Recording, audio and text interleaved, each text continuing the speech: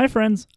So I've been giving myself little projects to work on while I've been home from work due to the state of the world. And today's project was focused on musical randomness. So what I have in front of me is, my usual electronic setup, which I covered in my last video if you're so inclined. But I also have everything that can do random things, all locked and loaded for a sort of random, generative, ambient type piece. I've only chosen 3 notes that I'm allowed to work with, and those notes are C, F, and A from the C major scale, just because that makes my life easier because I'm not great at theory.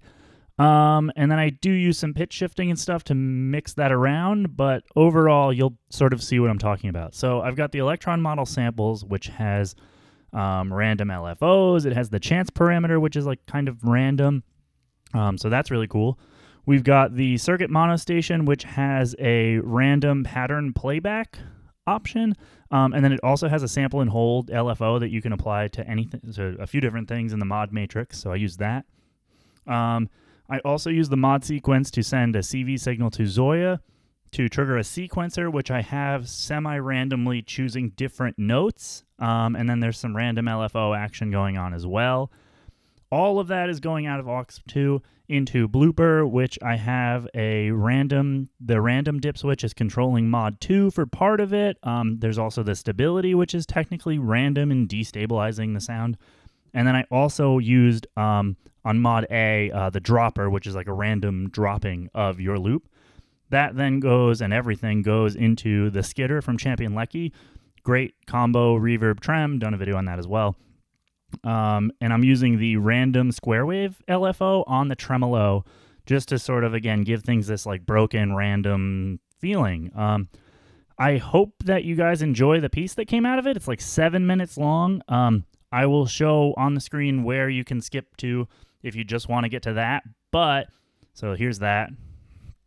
But if you want to hear about how I did all of this, I'm going to focus on each little piece of this setup and explain like what's random from each thing. Then I'll play the piece at the end. So yeah, I hope you guys enjoy this. I think it sounds pretty nice, and it's real nice to just kind of close your eyes and let happen. I was playing Animal Crossing while listening to it earlier, so maybe that's something you want to do too.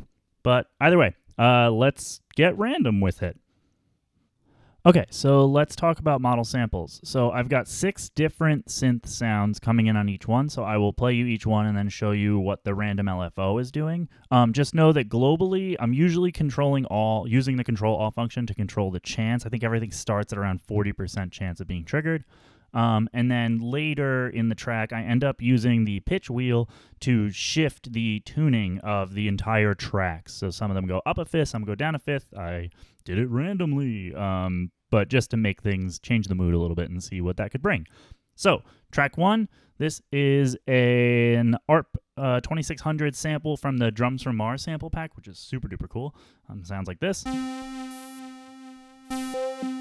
So if you hear that beep boop boop, that is because I'm using a randomized LFO to control the frequency. I have the resonance turned up pretty high on this one. So you hear that. So it's like a cool filtered thing. Okay, track 2, let's hear it. This is one of the built-in waveforms set to loop. I do that on a couple different tracks. And this one has a randomized LFO on the fine tuning, just a little bit because I didn't want it to get too wild. So if you listen, it's kind of jumping like a little bit, subtle but nice, and it really does the trick. And I use that a lot in other tracks. Let's go over to track number 3.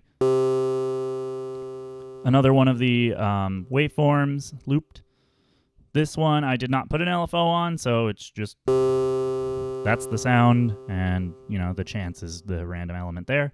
Track number 4. One of my favorites. This is from a Concert Mate 500. This is a flute sound. Flute sounds on Casio tones and those sorts of keyboards are my favorite thing. And the randomness here is it's randomly sending extra to the delay, which I do use the control all function to send everything to delay at one point, but regardless, the random thing is choosing to send extra or less at any given time. This is another Casio tone sample. This is from the MT140. This is like the chord organ thing.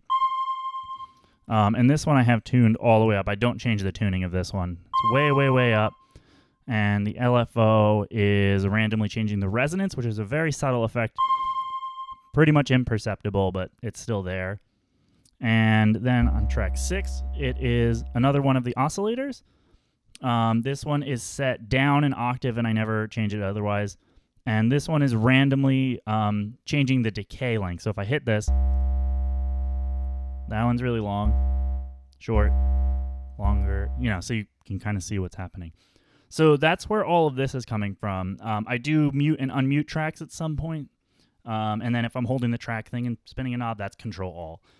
So I'm just going to hit play so you can hear what all this sounds like. I think globally we're at like a 40% or 50% chance. So let's hear what that sounds like real quick.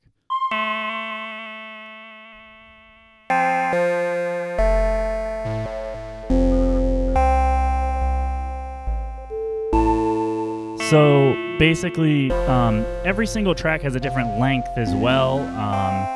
So some of them, there's one that's like only 40 steps instead of the full like 48 to remain consistent. And then some of them are set like half speed or full speed with the rest of the BPM. The overall BPM is 70, by the way. So yeah, just kind of some random sounds that are only C, F, and A, like I said. So that is everything coming from the model samples. So let's jump over to the circuit monostation. Okay, so over on the monostation, I've got a couple different things that are random. First thing is on oscillator 1, we've got slow attack time, and we got a decent amount of release, decay, and sustain, which you can see again visually right there. The LFO is a sample and hold random LFO that is tempo sync. So it's randomly picking values, but it's in sync with what it's getting from the model samples. On oscillator 1, it is sending that to the LFO, and it's opening the LFO at random frequencies above where it is set here. That's how that works. On oscillator 2, the same random sample and hold LFO is controlling the pulse width modulation because that one's a square wave. So if you want to hear what that sounds like, I also have some noise coming in. Originally, the noise is bypassing the filter, as is oscillator 2. I do end up switching it so that they're both going through the filter later on. So let's hear what that sounds like.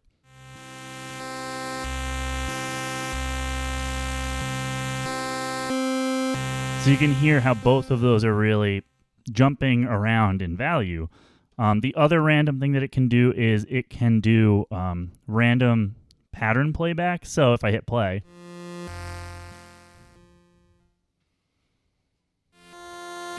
it's only triggering so many of the times. You can kind of view this as like a chance parameter in a weird way. If you think about, if I fill half the things, 50% of the time it's going to play something. But it's random every single choice. It can do the same thing twice.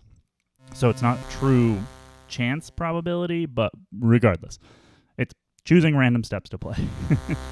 The other thing that I have it doing is I have the mod sequence only on 4 of the possible steps. Now this is sending CV signal, again, via the mod matrix, being sent out to ZOIA. So we'll cover that in a minute.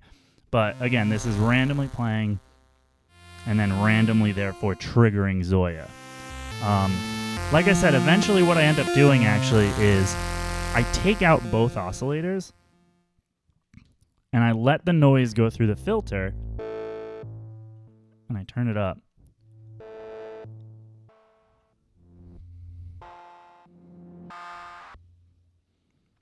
So you get these waves of noise. In a weird way, like it reminds me of like lightning kind of waves themselves. It's really, really interesting. It's a bandpass filter, 24 decibels. There's some distortion, there's some overdrive. It's only halfway resonant. Everything else is as it seems. And like I said, only C, F, and A are my notes that I chose. So that's everything on circuit monostation. This is such a powerful synth, and I feel like it still doesn't get the recognition that it absolutely should. But that's neither here nor there. Okay, let's jump up to ZOIA where things are really, really crazy. Okay, so ZOIA is doing a lot, so I'm going to break it down piece by piece just to show you what's going on. So we've got square wave oscillator going into a VCA, which is controlled by an ADSR. This is all being triggered by CV which is coming in on the other page, but don't worry about that for now. The synth voice is, we're getting one dry signal just going out, so you're just getting the dry signal, and it's also going into a delay and a reverb. Those are controlled, parts of them are controlled by a random LFO, and what that's controlling is the modulation rate on the delay. It's the delay with module. It's actually not controlling anything on the reverb light. So the other thing is the delay is then running into the FM input on the oscillator itself too, just to make things richer and wilder sounding. I don't fully understand the FM input, so I'm not going to try and explain it to you. So that's the voice that you're hearing. Now, how is that voice being played? So, like I said, monostation down there is sending CV signal in, CV triggers, randomly. This sequencer up here is the one that's being played, and this is the one that's playing the oscillator. That sequencer has 4 steps. Each of those steps have different pitches, and those pitches are controlled by page 2, 4 different sequencers with different pitches in them, and they are all different lengths. So the first one is controlled by this 3-step sequencer up here, which has a C4, an A4, and a C5. The second step has 1, 2, 3, 4, 5 steps, which gives it F4, A5, F5, C6, and F6. The third one has 4 steps, so that one's giving A4, A5, F5, and F4. And then the last step is 7 steps long, I believe. A3, F4, C7, A5, C5, F5, and A7. Those are also being triggered to move forward by the monostation. And since they're all different lengths, you're getting different pitches pretty much every single time that the main sequencer is playing the oscillator, right? Very complicated. This is just the audio output, and this is where the CV signal is controlling everything. So I'm going to hit play so you can hear what this actually sounds like. It might make a bit more sense, and you can watch as they move through, okay? So let's try that.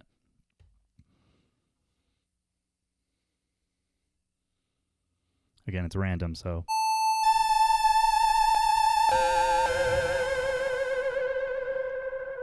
So these are only moving when they receive a CV hit over here. And since they're all moving randomly, this is playing different notes. So you see it's only going to move. That time it got triggered a bunch. And you can feel that delay rate being modulated by this random LFO, which you can see is just sort of jumping around.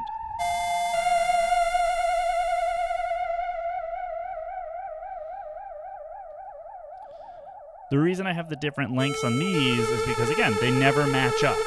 It's not going to be perfect.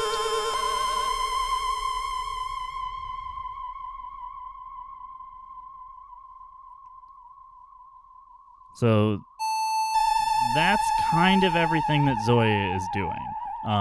It's a lot of stuff, but you can see that it's still not even cracking into that much of the CPU power. So there are more things that I could add, but I liked how this sounded. This is a little trick that I use in a lot of stuff I post on Instagram that's more ambient in nature. So just having multiple sequencers controlling the pitch of different sequences so I can control it to an extent so I know I want these notes. I just want them to come in at random times. There are probably better ways to do it, but I'm no expert, and that's what works for me. So that's what ZOIA is doing. So let's jump over to effects, and then you can hear the piece. Okay, so we've got Blooper, we've got Skitter. Blooper is blinking because I saved a loop just so I can show you. So on Blooper, we've got Dropper on mod A, which randomly dumps pieces of the loop. Stability I have down right now just because it does introduce some noise and crackling even when turned off, which is totally fine. And then mod B, we have the stepped sweep mode, which sends it backwards and forwards, either octave or fifths. For the beginning of the piece, I have the dip switches on the back. I'm not going to turn it over to control mod B randomly and bounce between random values for mod B. So it's switching the pitch all over the place. The loop that I capture is negligible. It's not synced or anything like that. That's why nothing plugged in here. So that's super duper cool. Skitter, I have the trem and I have the reverb all the way up. I have them as available and open as you possibly can. And the waveform on that tremolo is a randomized square wave waveform. So it's dropping out and up and down random pieces. I think these two complement each other perfectly, especially with that dropper and with this. It almost feels like two of the same thing, except this one adds more ambience. Everything is running into these two. Skitter is on the entire time, just giving a sort of vibe. It's so good at that. And then Blooper captures stuff. At a certain point, I turned off mod B, and then I captured a new loop, and I was just playing with the pitch, and that's how the piece ends. The piece totally ends with me turning stability all the way up to totally, and dropper all the way up, so it just totally crashes on itself. So let's hear what that sounds like just for a second.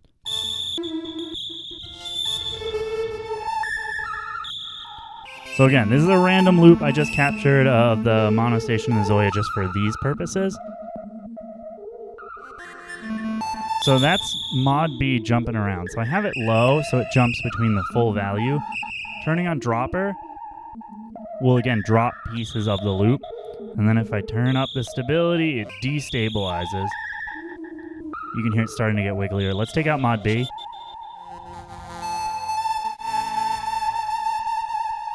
So if I turn up dropper, it starts to drop it to the point where you can barely hear it. And if I turn up stability, it really bends things way out of shape. And Skitter is just the perfect, sauce right on top. So that's everything that's going on over here.